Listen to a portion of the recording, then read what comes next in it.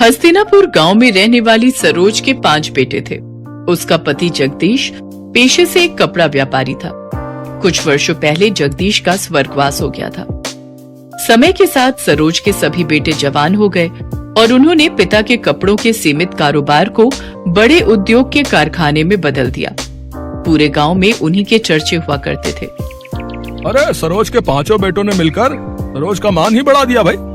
पहले तो पिता के छोटे मोटे कारोबार को इतना फैलाया और फिर उसी कमाई से इतना चौरस घर खड़ा कर दिया।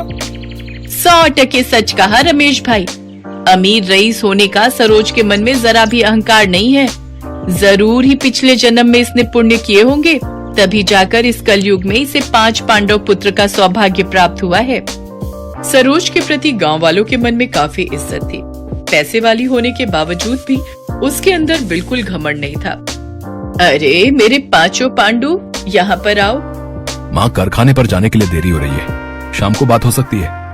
कामकाज के प्रति क्या इतना मशरूफ हो गए हो तुम लोग, जो पल भर के लिए अपनी माँ के पास नहीं बैठ सकते?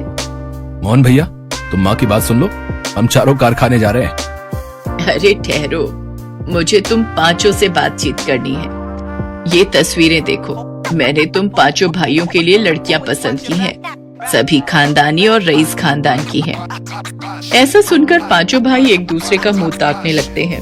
तभी उसका तीसरा बेटा कहता है, माँ, ऊपर वाले की दया से आपके 5 बेटे अपने पैरों पर खड़े हैं। माँ, शुरुआत से ही हम 5 भाइयों की सोच यही रही है कि हम गरीब घरों की बेटियों को ही इस घर में दुल्हन बनाकर लाएंगे। माँ, प्रदीप सही कह रहा है। अरे पगला गए हो क्या तुम लोग? अगर मैं किसी गरीब की बेटी को ब्याह कर लाऊंगी तो लोग सैकड़ों बातें बनाएंगे। गरीब अमीर का मेल भी नहीं देखा कहेंगे। माँ, आपको जमाने की पड़ी है। बल्कि ये सोचो कि किसी गरीब की बेटी का हाथ थामने से किसी गरीब पिता को साहूकार का कर्जदार नहीं होना पड़ेगा। सरोज